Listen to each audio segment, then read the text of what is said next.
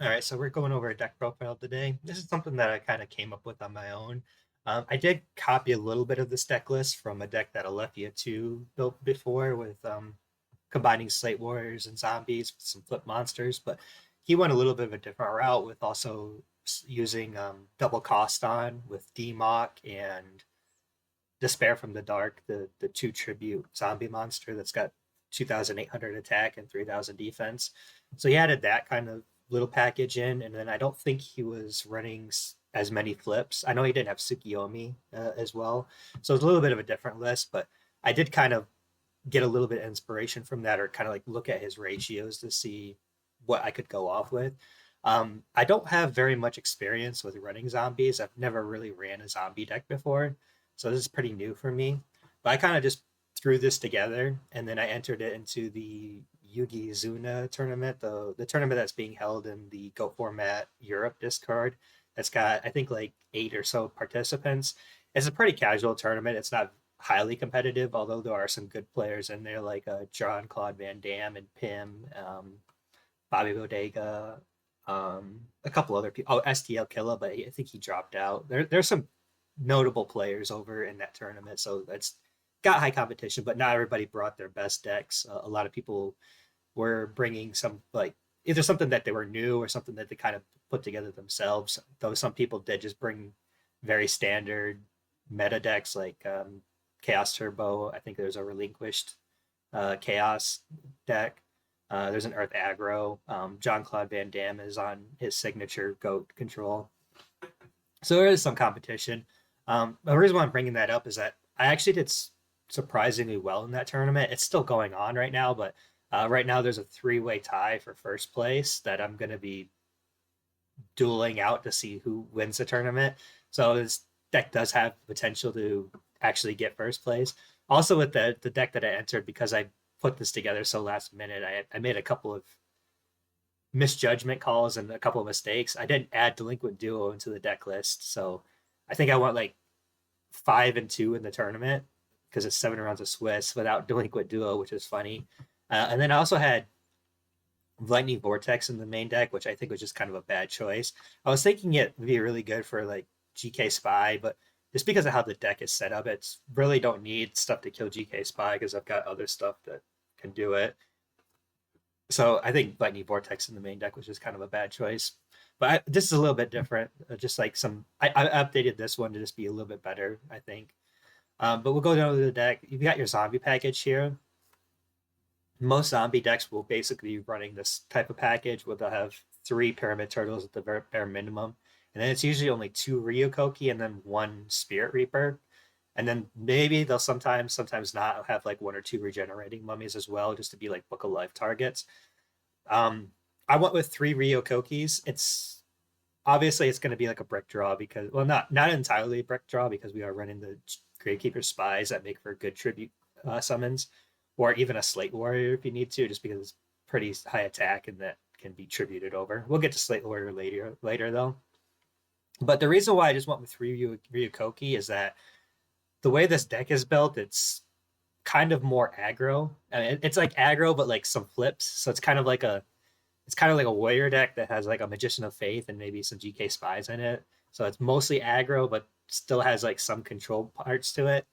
But I was just looking at Spear Reaper, and I felt it was just incredibly underwhelming. It's not very good against Chaos Turbo. It's really good against aggro decks, but I've already got so much in my main deck that's pretty good against aggro decks that I don't feel like I need the help of Spirit Reaper to be effective against those aggro decks. Plus, I've got in the side deck that I can just side it in real easy against those aggro decks. And then like against like Chaos Control and Chaos or Goat Control, Chaos Control, those control matchups, Burn. I mean, this like Spirit Reaper just doesn't do a whole lot. It's just very underwhelming, I feel. So I decided to just put that in the side deck, and then I just went with 3 Ryokokis. Um, I actually wasn't terrible. I mean, you do brick draw like double Ryukokis at times, but you do have discards to get them into the grave. And then, like I said earlier, it's not too terribly difficult to tribute summon them. And then we got the 3 Slate Warriors. A big reason why I wanted to do Slate Warriors is because I felt Regenerating Money is just incredibly underwhelming. I'm looking at Regenerating Money, and it's got basically a no use effect almost. Like it's good against like Delinquent Duo, which is whatever, and then the effect is good against like Don Zalug, I guess. But once a person sees that you're running Regenerator money, like they probably should just side out their Don Zalug or not even, or like never Rhoda for it to attack directly. I mean, it's just weird, but I just felt like it just being a Book of Life target wasn't good enough for me to want to run it in the main deck. So I went with the Slate Warriors.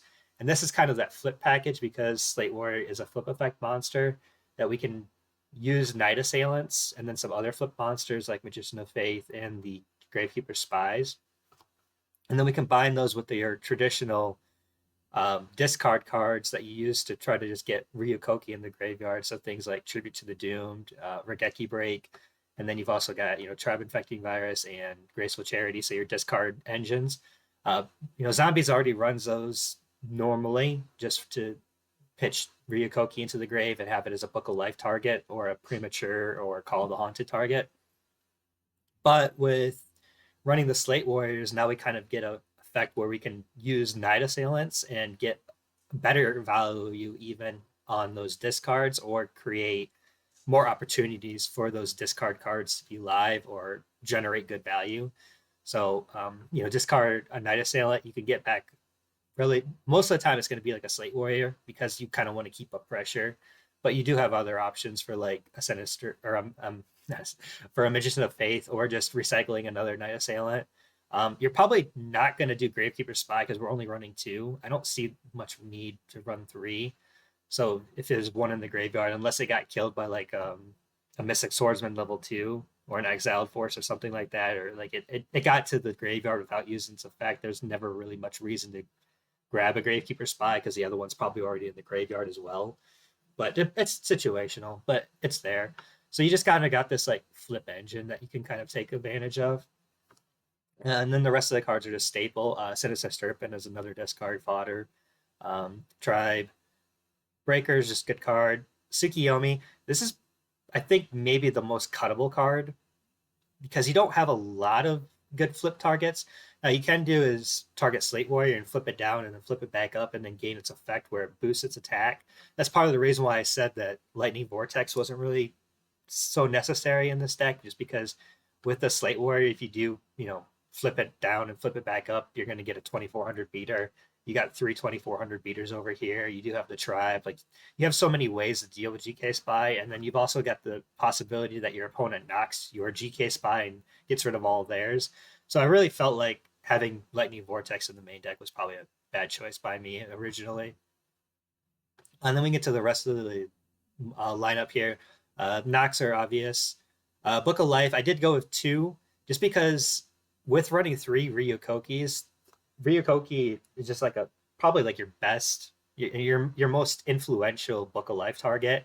Sometimes there's weird situations where you want to get Pyramid Turtle out instead, but it's so much better than like a Regenerating Mummy or a Spirit Reaper that I think running two of them is fine. There are times where this is just kind of dead though because your zombie package is so very small. But and you're also not running like giant rats to search out Pyramid Turtle, so it can be a little bit difficult to get that zombie engine going.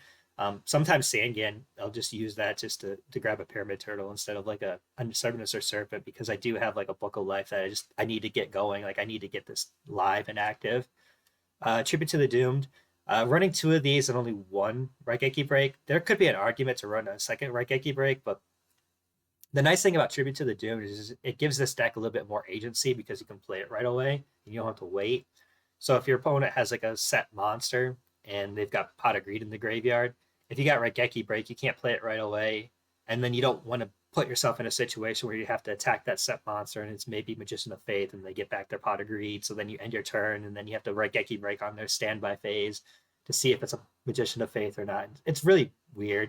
But with Tribute to the Doomed, you can have a lot of agency and kind of just Tribute to the Doomed, that set monster, kill it, and then you get to attack directly and play more of an aggro style.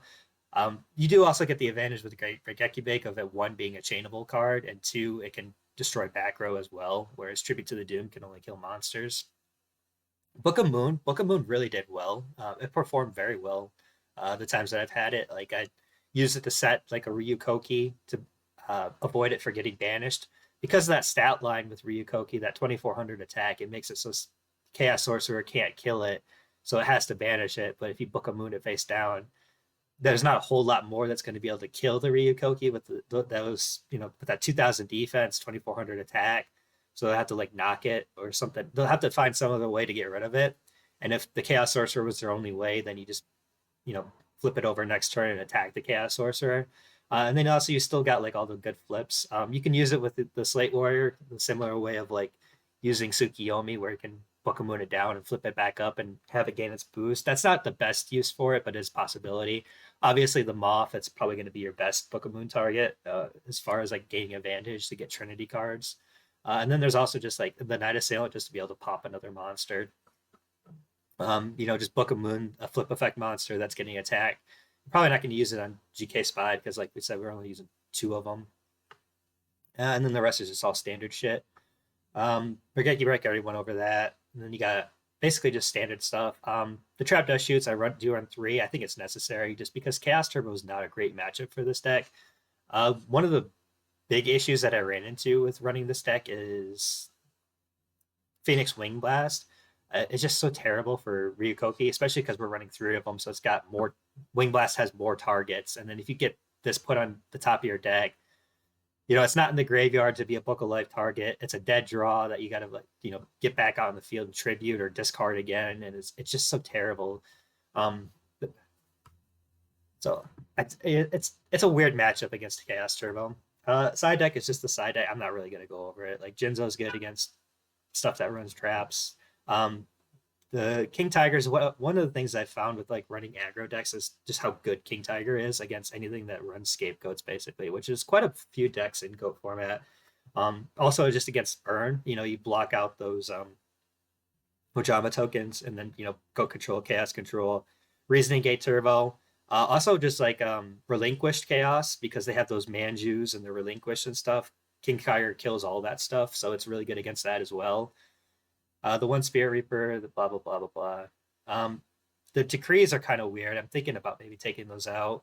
Saku's, and then the Torrential Tribute. You don't really run Torrential Tribute in the main just because of like how committed to the board this deck really is, I feel.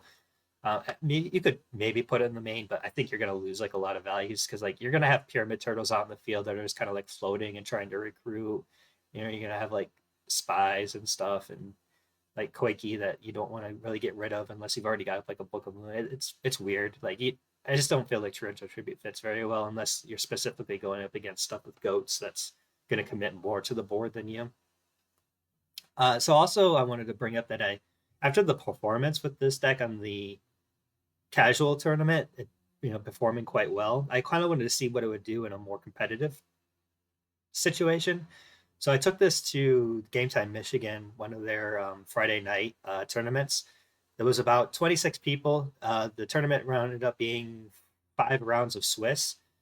During Swiss, I went 4-1, and with this deck, this exact deck.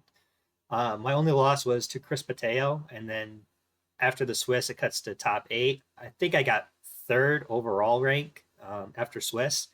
And then I won my first round in top 8, and then I went up against Chris again in top 4, and he ended up beating me in that. He was playing Chaos Turbo both times, which I said is kind of a difficult matchup with this deck. Like I felt like playing like all my Chaos Turbo matchups. A lot of times those matchups were just very slog, grindy games, and Chaos Turbo tends to perform better in those long, grindy games than most other decks. So that was kind of like my feedback on that. Against aggro decks, though, this thing performed absolutely beautifully. I was 3-0 against aggros. I beat 1 Earth aggro deck and then 2 Warrior decks. And then my other win was against Reasoning Gate Turbo, and then a Chaos Turbo deck that wasn't Chris Pateo that was playing it. It was somebody else. So that was kind of my performance there. So out of 26 players, I got top 4. I don't remember if it was 3rd or 4th. The guy that was 3rd and 4th, like we were supposed to play each other for prize money to see who got 3rd and 4th, and we decided to just combine it and split it. So I think 4th was like $40 and 3rd was $80, and then we just agreed to split it to $60 each, and so we could go home because it was 1 a.m. and I had a long drive and he had a long drive, so it worked out. But I mean, that was very surprising because I was honestly expecting to go to this tournament and like not perform very well. Like this deck, like I was expecting to go like 1-2 and drop out early. But I just kind of wanted to see what it would do. Also, I just wanted to run it just for fun. Like basically the whole reason why I put this together and played it was for fun. And the casual tournament was supposed to be for fun. Ended up performing really well. Took it to the Game Time Michigan tournament last night and ended up performing really well, which surprised me. I did genuinely enjoy playing this deck. It's much different from the typical Earth aggro that I'm used to. A lot of my plays were quite different, and like my thought processes definitely made a lot of mistakes. I missed some Sinister Serpent recalls because I almost never play Sinister Serpent in decks. I definitely made some misplays, like room for improvement, but I was just really surprised at how well the deck performed. So that's just going to be my rundown of this. Once the Yugi Zuna tournament finishes out, I'll make a video on like that deck as well, and then I think I'm gonna just do the replays because that deck was on, or that tournament was online. I'll do a replay of like every round, just kind of go over my games and like what the deck does and how it performed and what I was able to do with it, and just kind of give my like end thoughts. But I definitely feel like there's something kind of here. The Sukioni maybe can get cut, maybe not. Slate Warrior at 3, maybe too many. You could probably fit in a Kaiku to try to help with the turbo matchup some, although I don't even know how helpful one Kaiku is going to be. Like the turbo matchup's just weird. You got to find a way to like get around Phoenix Wing Blast. I've been so used to seeing turbo players just running Raigeki breaks because that had been the meta for the online tournament, but over at Game Time Michigan, there's a lot of Chaos Turbo players, and in them mirror matchup, Phoenix Wing Blast is a lot better than Raigeki Break, so most of them are running the Wing Blast. So, I mean, it was bad for me just because, like, it's like I said, it's so bad to get your Koiki Wing Blasted. But that's just my overall thoughts. Once the other tournament ends, I'll have like more clarity and probably talk about this deck a little bit more. But it was genuinely fun. I enjoyed playing it. I'll probably continue like playing it and maybe tweaking the deck some as well. But that'll be the end for this video.